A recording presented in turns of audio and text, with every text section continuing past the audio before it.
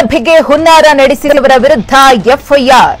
ಪಾಕಿಸ್ತಾನ ಜಿಂದಾಬಾದ್ ಎಂದು ವಿಡಿಯೋ ತಿರುಚಿದ್ದ ಆರೋಪಿಗಳು.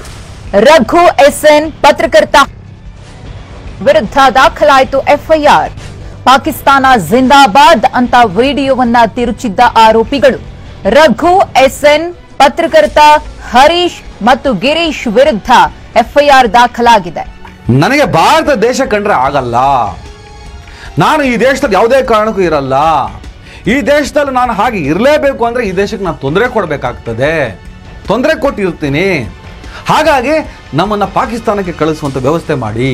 ಭಾರತ ದೇಶವನ್ನ ಪದೇ ಪದೇ ಗಾಯಗೊಳಿಸುತ್ತಿರುವಂತ ಸಂದರ್ಭದಲ್ಲಿ ಭಾರತ ಪಾಕಿಸ್ತಾನ ಕ್ರಿಕೆಟ್ ಮ್ಯಾಚ್ ಆದಾಗ ಅಥವಾ ಯಾವುದೇ ಒಂದು ಕ್ರೀಡೆ ನಡೆದಾಗ ಕ್ರೀಡಾ ಸ್ಫೂರ್ತಿಯಿಂದ ನಾವು ಅವರನ್ನು ಬೆಂಬಲಿಸುತ್ತೇವೆ ಅಂತ ಏನಾದರೂ ಇಲ್ಲಿ ಯಾವನಾದ್ರೂ ಹೇಳಿದ್ರೆ ದೇಶದ್ರೋಹಿನೇ.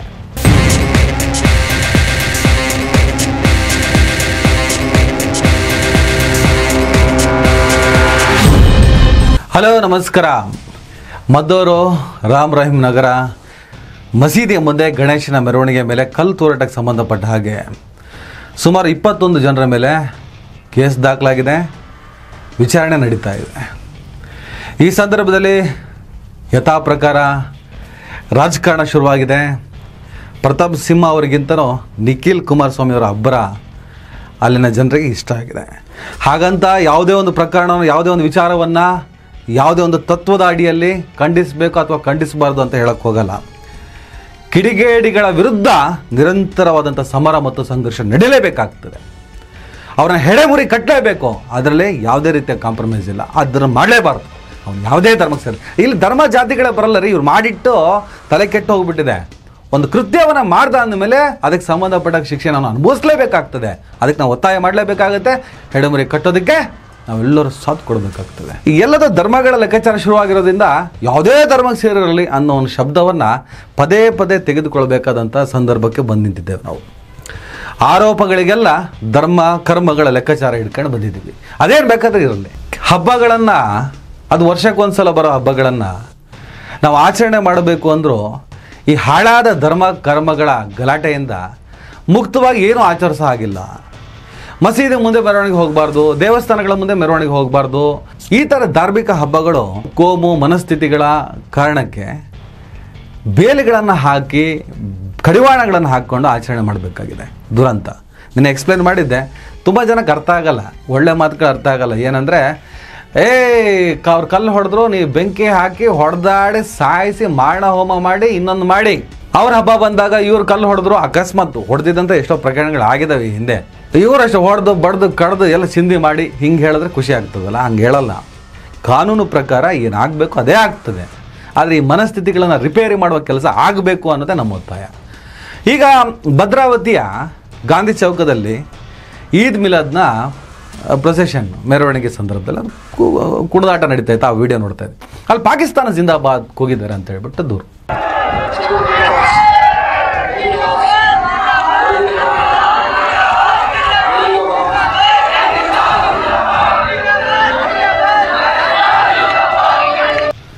ಪೊಲೀಸರು ಪ್ರಕರಣ ದಾಖಲಿಸಿದ್ದಾರೆ.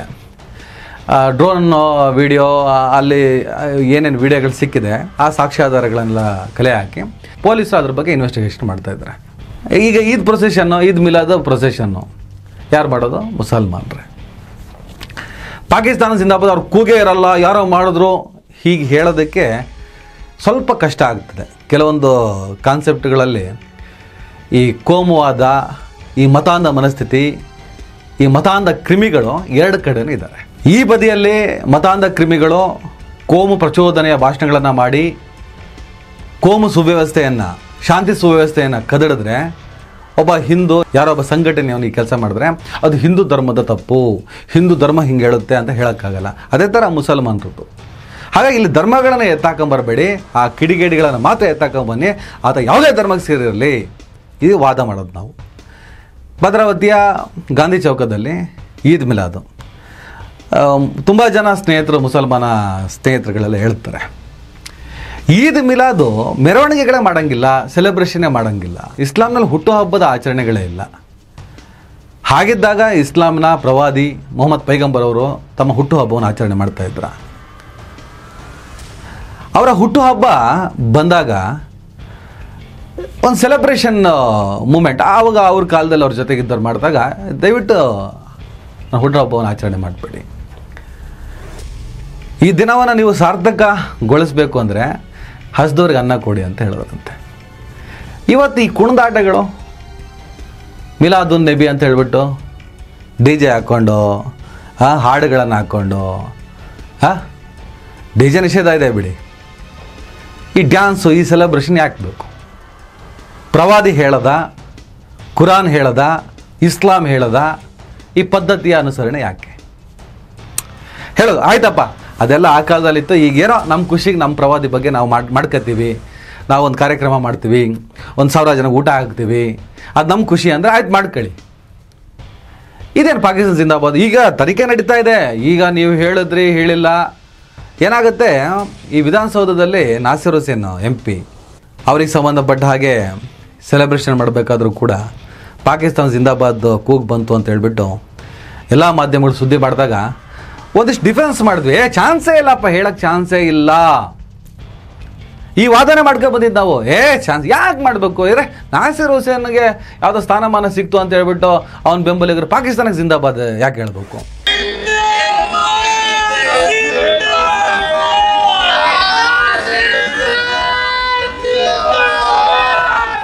ಏನು ಸ್ಥಾನಮಾನ ಸಿಕ್ಕಿದ್ದು ಪಾಕಿಸ್ತಾನಕ್ಕ? ಭಾರತಕ್ಕಲ್ವಾ? ಭಾರತ ದೇಶದ ಪ್ರಜಾಪ್ರಭುತ್ವ ವ್ಯವಸ್ಥೆ ಒಳಗಡೆ ಕಾರ್ಯನಿರ್ವಹಿಸೋದಕ್ಕಲ್ವಾ ಅವಕಾಶ ಸಿಕ್ಕಿರೋದು? ಪಾಕಿಸ್ತಾನ ಜಿಂದಾಬಾದ್ ಹೇಳಿದ್ರೆ ಏನು ಲಾಭ? ಈ ವಾದ ಮಾಡ್ತಾ ಬಂದ್ವಿ. ಬಟ್ ವಿಧಿ ವಿಜ್ಞಾನ ಪ್ರಯೋಗಾಲಯದಲ್ಲಿ ಪಾಕಿಸ್ತಾನ ಜಿಂದಾಬಾದ್ ಹೇಳಿದ್ ಹೌದು ಅಂತ ಬಂತು. ಆದರೆ ಅದನ್ನು ಕೆಲವರು ನಿರಾಕರಿಸಿದ್ರು, ಒಪ್ಕೊಂಡು ಇದೇನು ಬೇಕಾದ್ರೆ ಆಯಿತು. ಅಲ್ಟಿಮೇಟ್ ಆಗಿ ತನಿಖೆಯನ್ನು ಒಪ್ಕೋಬೇಕಲ್ಲ ನಾವು. ತನಿಖೆಗಳೆಲ್ಲ ನಾನೇನು ಅಂದ್ಕೊಂಡಿದ್ದೀನೋ ಹಾಗೇ ಬರಬೇಕು ಅಂತ ಹೇಳ್ಬಿಟ್ಟು ವಾದ ಮಾಡ್ತಾ ಹೋದರೆ ನಾವು ಯಾವುದೇ ತನಿಖೆಯ ಬಗ್ಗೆ ಮಾತಾಡೋದಕ್ಕೆ ಯೋಗ್ಯರಲ್ಲ, ಯೋಗ್ಯತೆ ಇಲ್ಲ ಅಂತ ಅನ್ನಿಸ್ಕೋಬೇಕಾಗ್ತದೆ. ಹಾಗಾಗಿ ಕೆಲವು ಸಲ ಎಲ್ಲ ವಿಚಾರದಲ್ಲಿ ಡಿಫೆನ್ಸ್ ಮಾಡೋದಕ್ಕೆ ಕಷ್ಟ ಆಗ್ತದೆ. ಆ ವಿಡಿಯೋದಲ್ಲಿ ಪಾಕಿಸ್ತಾನ ಜಿಂದಾಬಾದ್ ಅಂತ ಕೇಳಿಸ್ತಾ ಇದೆ. ಜಿಂದಾಬಾದ್ ಜಿಂದಾಬಾದ್ ಪಾಕಿಸ್ತಾನ ಜಿಂದಾಬಾದ್. ಯಾರೊಬ್ಬನ ಕೂದನ ಇಬ್ಬರು ಕೂಗಿದ್ರೋ ಇಲ್ಲ ಆ ವಿಡಿಯೋಗಳಿಗೆ ಏನಾದರೂ ಎಡಿಟ್ ಆಗಿದೆಯೋ? ಈ ಹಿಂದೆ ಸೋಮವಾರಪೇಟೆಯ ಶನಿವಾರ ಸಂತೆಯಲ್ಲಿ ಒಂದು ಪ್ರಕರಣ ನಡೆದಿತ್ತು, ನಿಮ್ಗೆ ಗೊತ್ತಿರಬೇಕು. ಇದೇ ಥರ ಪಾಕಿಸ್ತಾನ ಜಿಂದಾಬಾದ್ ಅಂತ ಹೇಳ್ಬಿಟ್ಟು ಎಡಿಟ್ ಮಾಡಿ ಹಾಕಿದ್ದು ಪತ್ರಕರ್ತ ಯಾರು ಸೇರ್ಕೊಂಡಿದ್ರು, ಅವರೆಲ್ಲ ಅರೆಸ್ಟ್ ಆಗಿದ್ರು. ಕೋಮು ಗಲಭೆಗೆ ಹುನ್ನಾರ ನಡೆಸಿದವರ ವಿರುದ್ಧ FIR. ಪಾಕಿಸ್ತಾನ ಜಿಂದಾಬಾದ್ ಎಂದು ವಿಡಿಯೋ ತಿರುಚಿದ್ದ ಆರೋಪಿಗಳು. ರಘು SN ಪತ್ರಕರ್ತ ವಿರುದ್ಧ ದಾಖಲಾಯಿತು FIR. ಪಾಕಿಸ್ತಾನ ಜಿಂದಾಬಾದ್ ಅಂತ ವಿಡಿಯೋವನ್ನ ತಿರುಚಿದ್ದ ಆರೋಪಿಗಳು ರಘು SN, ಪತ್ರಕರ್ತ ಹರೀಶ್ ಮತ್ತು ಗಿರೀಶ್ ವಿರುದ್ಧ FIR ದಾಖಲಾಗಿದೆ. ಈಗಿನ ಕಾಲಘಟ್ಟದಲ್ಲಿ ಎಲ್ಲದೂ ಸಾಧ್ಯ ಇದೆ, ಯಾವುದು ಸಾಧ್ಯ ಇಲ್ಲ ಅಂತ ಹೇಳಕ್ಕಾಗಲ್ಲ. ಹಾಗಂತ ಎಲ್ಲ ಕಾಲದಲ್ಲೂ ಹೀಗೇ ಆಗ್ತದೆ, ಎಡಿಟೇ ಮಾಡ್ತಾರೆ, ನಿರಪರಾಧಿಗಳು ಅಂತ ಹೇಳಿಬಿಟ್ಟು ಡಿಕ್ಲೇರ್ ಮಾಡೋದಕ್ಕೆ ಬಂದಿದ್ಯಾ? ಈ ವಾದಕ್ಕೂ ನಾನು ಕಿವಿ ಕೊಡೋದಕ್ಕೆ ಇವತ್ತು ತಯಾರಿಲ್ಲ. ಎನ್ಕ್ವೈರಿ ಮಾಡ್ತಾ ಇದ್ದಾರೆ. ಎಡಿಟೆಡ್ ವಿಡಿಯೋನೋ ಅಲ್ವೋ, ನಿಜವಾಗ್ಲೂ ಹಾಕಿ ಹೋಗಿದ್ದಾರೋ? ನಿಜವಾಗ್ಲೂ ಕೂಗಿದ್ದೆ. ಆದರೆ ಅಷ್ಟು ಪಾಕಿಸ್ತಾನದ ಮೇಲೆ ಪ್ರೀತಿ ಇದ್ದರೆ ಭಾರತ ದೇಶಕ್ಕೆ ಅರ್ಜಿ ಹಾಕಿ, ನನಗೆ ಭಾರತ ದೇಶ ಕಂಡ್ರೆ ಆಗಲ್ಲ, ನಾನು ಈ ದೇಶದಲ್ಲಿ ಯಾವುದೇ ಕಾರಣಕ್ಕೂ ಇರಲ್ಲ, ಈ ದೇಶದಲ್ಲಿ ನಾನು ಹಾಗೆ ಇರಲೇಬೇಕು ಅಂದರೆ ಈ ದೇಶಕ್ಕೆ ನಾನು ತೊಂದರೆ ಕೊಡಬೇಕಾಗ್ತದೆ, ತೊಂದರೆ ಕೊಟ್ಟಿರ್ತೀನಿ, ಹಾಗಾಗಿ ನಮ್ಮನ್ನು ಪಾಕಿಸ್ತಾನಕ್ಕೆ ಕಳಿಸುವಂಥ ವ್ಯವಸ್ಥೆ ಮಾಡಿ. ಅಲ್ಲಿ ಹೋದ ಮೇಲೆ ಏನಾಗ್ತದೆ ಅದರ ಬಗ್ಗೆ ನಾನು ಮಾತಾಡೋಕ್ಕೆ ಹೋಗಲ್ಲ. ಅಲ್ಲಿ ಹಿಂದೂ ಮುಸ್ಲಿಂ ಬಿಡಿ, ಮುಸಲ್ಮಾನರ ಮೇಲೆ ಬಾಂಬ್ ಹಾಕ್ತಾರೆ. ಪೇಶಾವರ ಶಾಲೆಯಲ್ಲಿ ಚಿಕ್ಕ ಮಕ್ಕಳ ಮೇಲೆ ಬಾಂಬ್ ಹಾಕ್ತಾರೆ. 200ಕ್ಕೂ ಹೆಚ್ಚು ಮಕ್ಕಳು ಸತ್ತೋದ್ರು, ಗೊತ್ತಿರಬೇಕು ನಿಮಗೆ. ಇಲ್ಲೇನೋ ಹಿಂದೂ ಮುಸ್ಲಿಂ ಸಂಘರ್ಷ, ಗಲಾಟೆ, ಸಂಘರ್ಷ, ದೊಂಬಿ, ಪೊಲೀಸ್ ನಿಯಂತ್ರಣ ಮಾಡುತ್ತೆ. ಅದೇನೇ ಮಾಡಿದ್ರು ಇಂಡಿಯಾ ಇಸ್ ಗ್ರೇಟ್. ಎಲ್ಲವನ್ನು ಮೀರಿ ಕೂಡ ಅದ್ಭುತವಾದಂಥ ಭಾವೈಕ್ಯತೆ ಈ ದೇಶದಲ್ಲಿದೆ. ಪಾಕಿಸ್ತಾನ ಹಂಗೇನಿಲ್ಲ. ಹೋಗಿ ಎಲ್ಲಿ ಬಾಂಬ್ ಬಿಡಬೇಕು ಅಲ್ಲಿ ಬಾಂಬ್ ಇಟ್ಬಿಟ್ಟು ಉಳಿಸಿ ಮಾಡ್ತಾರೆ. ಅವತ್ತು ಈ ದೇಶದ ಬೆಲೆ ಗೊತ್ತಾಗ್ತದೆ. ನೀವೆಲ್ಲ ಒಂದು ಸಲ ಪಾಕಿಸ್ತಾನ ಜಿಂದಾಬಾದ್ ಹೇಳೋ ಮನಸ್ಥಿತಿಗಳಿದಾವಲ್ಲ, ನೀವು ಏನೋ ಬೇಡಪ್ಪ ಪಾಕಿಸ್ತಾನಕ್ಕೆ ಹೋಗಿ ಇರಬೇಕಂತನೇ ಇಲ್ಲ, ಒಂದು ಸುಮ್ಮನೆ ಟೂರ್ ಅಂತ ಹೇಳಿಬಿಟ್ಟು 1 ವಾರ ಇದ್ದು ಬನ್ನಿ. ಸುಮ್ಮನೆ ಟೂರಿಗೆ ಹೋಗಿ ಬರ್ತೀನಿ ಅಂತ ಹೇಳ್ಬಿಟ್ಟು 1 ವಾರ ಪಾಕಿಸ್ತಾನಕ್ಕೆ ಹೋಗ್ಬಿಟ್ಟು ಆಮೇಲೆ ಭಾರತಕ್ಕೆ ಬನ್ನಿ. ಭಾರತ ದೇಶಕ್ಕೆ ಕಾಲಿಟ್ಟ ಮರುಕ್ಷಣ ಈ ದೇಶದ ನೆಲಕ್ಕೆ ಮುತ್ತಿಕ್ತೀರಿ. ಈ ಹಿಂದೆ ಯಾರೋ ಒಬ್ಬ ಪುಣ್ಯಾತ್ಮ ಮಾತನ್ನು ಹೇಳ್ತಾ, ಅದನ್ನು ನಾನು ಹೇಳ್ತೀನಿ. ಒಂದು ಸಲ ಪಾಕಿಸ್ತಾನಕ್ಕೆ ಹೋದರೆ ಅಲ್ಲಿನ ಬದುಕು, ಅಲ್ಲಿನ ಬಡತನ, ಅಲ್ಲಿನ ಬಾಂಬು ಇವೆಲ್ಲದೂ ಕೂಡ ನಿಮ್ಮನ್ನು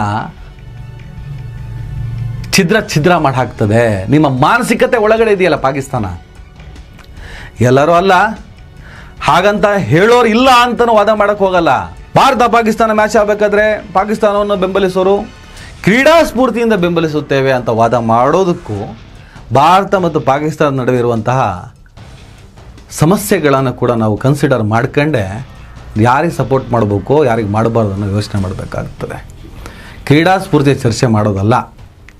ಭಾರತ ಪಾಕಿಸ್ತಾನದ ನಡುವೆ ಸಂಬಂಧಗಳು ಚೆನ್ನಾಗಿಲ್ಲ ಅಂದಾಗ, ಶತ್ರುತ್ವಗಳಿದ್ದಾಗ ಆ ಕಡೆಯಿಂದ ಬರೋ ಉಗ್ರರು ನನ್ನ ದೇಶದ ಜನರ ಮೇಲೆ ಬಾಂಬ್ ಹಾಕ್ತಾರೆ, ಆ ಕಡೆಯಿಂದ ಬರೋ ಉಗ್ರರು ಪಹಲ್ಗಾಮ್ನಲ್ಲಿ ಬಾಂಬ್ ಹಾಕ್ತಾರೆ, ನನ್ನ ದೇಶದ ಪ್ರಜೆಗಳನ್ನು ಕೊಲ್ತಾರೆ.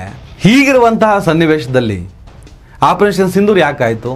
ಅದರ ಹಿನ್ನೆಲೆ ಏನು ಗೊತ್ತಿಲ್ವಾ? ಯಾವುದದು ಲಷ್ಕರ್ ಇ ತೈಬಾ, ಯಾವುದೋ ತೆಹ್ರೀಕ್ ತಾಲಿಬಾನ್, ಏನೇನೋ ಉಗ್ರ ಸಂಘಟನೆಗಳಿದ್ದಲ್ಲ. ಅವನು ಯಾವನ ಹಫೀಜು, ಮಸೂದ್ ಅಜಾರು, ಯಾರು ಕಿರಾತಕರೆಲ್ಲ ಉಗ್ರ ಸಂಘಟನೆಗಳನ್ನು ಪೋಷಿಸುವಂಥ ಪಾಕಿಸ್ತಾನ ಭಾರತ ದೇಶವನ್ನು ಪದೇ ಪದೇ ಗಾಯಗೊಳಿಸುತ್ತಿರುವಂಥ ಸಂದರ್ಭದಲ್ಲಿ ಭಾರತ ಪಾಕಿಸ್ತಾನ ಕ್ರಿಕೆಟ್ ಮ್ಯಾಚ್ ಆದಾಗ ಅಥವಾ ಯಾವುದೇ ಒಂದು ಕ್ರೀಡೆ ನಡೆದಾಗ ಕ್ರೀಡಾ ಸ್ಫೂರ್ತಿಯಿಂದ ನಾವು ಅವರನ್ನು ಬೆಂಬಲಿಸುತ್ತೇವೆ ಅಂತ ಏನಾದರೂ ಇಲ್ಲಿ ಯಾವನಾದರೂ ಹೇಳಿದ್ರೆ ಅವನು ದೇಶದ್ರೋಹಿನೇ.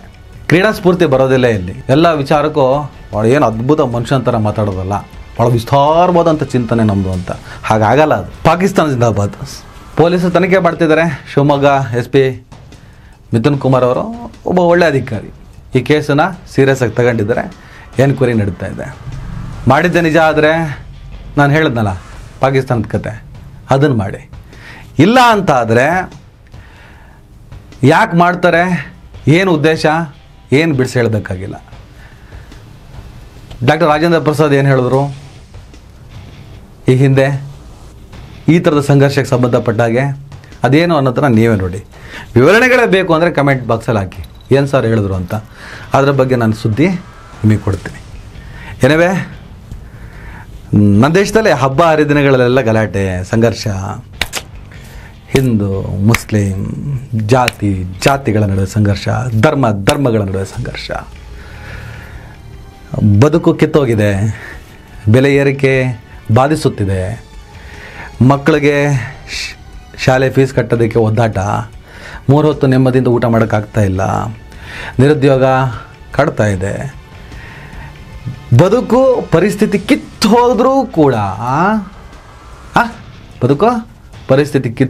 ಕೂಡ ನಮಗೆ ಸಂಘರ್ಷ ಬೇಕು.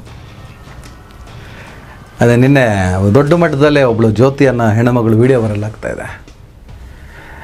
ಆಕೆಗೆ ಪೊಲೀಸರು ಲಾಠಿ ಚಾರ್ಜ್ ಮಾಡಿದ್ರು ಅಂತ ಹೇಳಿಬಿಟ್ಟು ಒಂದಿಷ್ಟು ಚಿನ್ನ ಕನಿಕರದಿಂದ ಮಾತಾಡಿದ್ರು. ಇಮಿಡಿಯೇಟ್ ಆಗಿ ಆಕೆ ಒಂದು ಸ್ಟೇಟ್ಮೆಂಟ್ ಕೊಟ್ಟಿದ್ದು ವೈರಲ್ ಆಯಿತು. ಅವೆಲ್ಲ ಹೇಳೋದಕ್ಕೆ ಕಷ್ಟ, ಬಾಯಲ್ಲಿ ಬರೋದಿಲ್ಲ. ಹೇಳೋರು ಇರ್ತಾರೆ, ನಾವು ಹೇಳಲ್ಲ ಅದನ್ನು. ಅವಳೇನು ಹೇಳಿದ್ನೋ ನೀವು ಕೇಳಿಸ್ಕೊಂಡಿರ್ತೀರಿ, ನಿಮಗೆಲ್ಲ ಗೊತ್ತಿದೆ ಜಗಜ್ಜಾಹಿರ್.